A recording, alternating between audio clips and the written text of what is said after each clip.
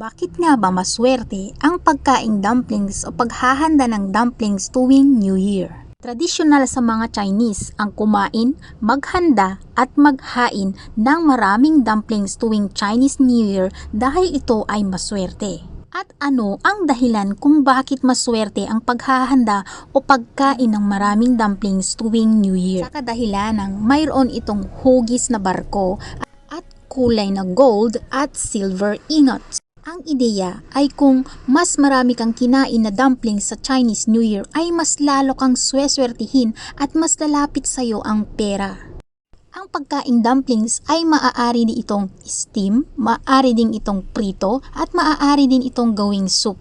Sa kultura ng mga Chino, ang pagkaing dumplings ay may marami itong ibig sabihin.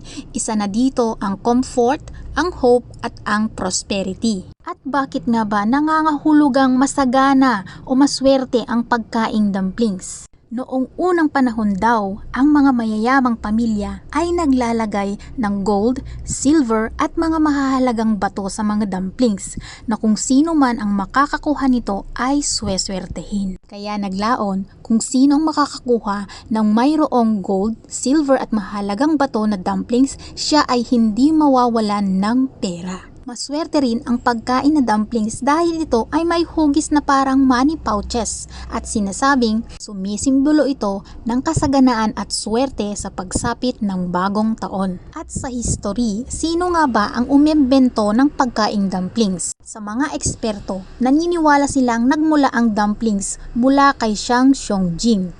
Si Shang Xiongjing ay isang doktor na naninirahan at nakatira sa Eastern Han Dynasty. Ito ang pangalawang Imperial Dynasty of China mula 206 BC hanggang 220 AD. Ano ang orihinal na pangalan ng dumplings? Ang orihinal na pangalan ng dumplings ay tinatawag na Jia Ruoshi. Okay guys, yan lang na naman ang aking na-share sa content na ito. So may idea na kayo tungkol sa dumplings kung bakit ito maswerte at konting kaalaman sa history ng dumplings. Kung inyo pong naibigan ang video na ito tungkol sa dumplings, maaari nyo pong i-share ang video na to para malaman din ng iba, mag-comment, i-share at mag-subscribe sa aking channel para lagi akong inspire na mag-upload ng ganitong content para sa inyo at syempre para ma-notify kayo sa mga bago kong uploads.